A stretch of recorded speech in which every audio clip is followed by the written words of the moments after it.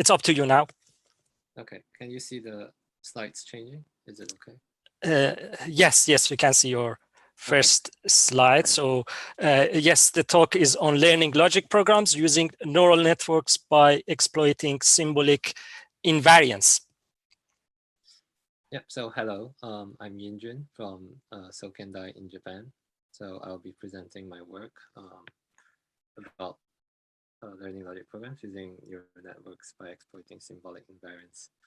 So first, let me introduce the framework which this work is based on. LFIT is a framework for learning system dynamics from state transitions. When given a series of transitions, an LFIT algorithm outputs a normal logic program that fully explains the transitions. An example of a normal logic program is one like on the bottom right of the slide.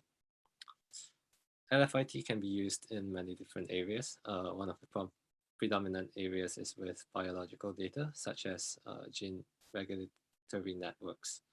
Genes can be thought of as having two states, on and off, and each gene can influence some other genes. So together, they form a sort of network which does all kinds of things to our body. By understanding the relationship between different genes, biologists can develop medicines that can help cure diseases related to genes. And another area where LFIT can be applied is in learning action models from behavior of robotic agents, which can be helpful, particularly in a distributed multi-agent setting. The LFIT algorithm has been implemented in two major fields, the symbolic method and the neural network method.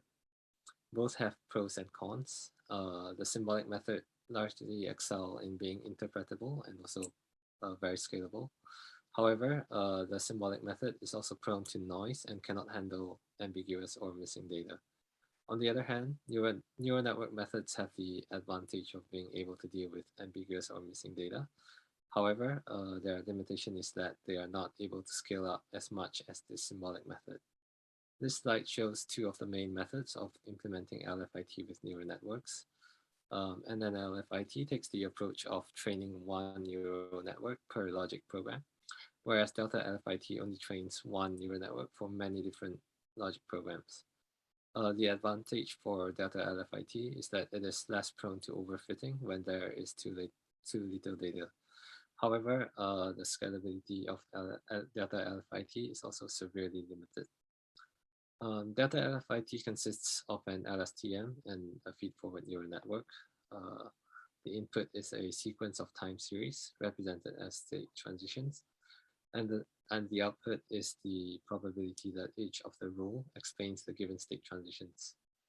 The algorithm then takes the top few most likely rules and combine them into a logic program. Delta LFIT, however, has several major issues. First, it is quite inefficient in the use of its training data. In the symbolic world, there are many invariances or symmetries. None of the invariances were considered in Delta LFIT, and therefore every permutation of the same thing has to be provided as training data. Next, Delta LFIT only takes as input a continuous sequence of state transitions. So if there are states which cannot be reached from the first state in the sequence, then those states are not considered by Delta LFIT, and so it will impact the accuracy of its prediction. Lastly, there is also the issue of poor scalability. Delta LFIT's output consists of every single possible rule in an n variable system. So if we consider the head of the rule and within the rule, the possibilities are whether the variable appears as positive or negative literals, or it doesn't appear at all. So the number of output nodes is n times 3 to the power of n, which is exponential. And we will attempt to solve these issues by introducing several improvements in Delta LFIT class. So first, to solve the issue of training data inefficiency, we focus on the invariance that exists in the symbolic world. In particular, in Delta LFIT, the order of the input sequence affects the output. In this example, we have a sequence of 001 to 110 to 001. As humans, assuming one-step transitions, we know that this is exactly the same as the sequence below.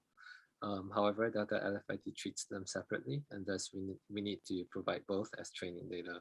So to solve this, we incorporated the set transformer model into data LFIT class. Set transformer takes different permutation of the input and provides the exact same output. Next, we look to the scalability issues of data LFIT. So first, instead of having separate outputs for different heads, we reuse the same node. As in the example, both rules have A and B as their heads, and they would be sharing the same rule body and the same output node. So the distinction to which the output means is indicated by the input to the neural network. So by telling the neural network which variable do we want as the head of the rule, we can count down the number of output nodes by n. However, the number of output nodes is still 3 to the power of n. So we've also devised a way to share the nodes between different rule body lengths. In this slide, we've provided an example of 2 rules which share the same output node. So they are each with length 1 and length 2. The paper goes into more details about how we assign the rules to the output nodes, but due to time constraints, we will not describe it in detail here. Other improvements has also been made to improve the performance of data LFIT class. So as can be imagined, the rule length sharing method described in the previous slide brings along a heavy performance penalty, mainly because the nodes are quite convoluted and can be very difficult to train. Therefore, we've also introduced several improvements to help training, such as weighing the rule labels and performing label smoothing with rule subsumption.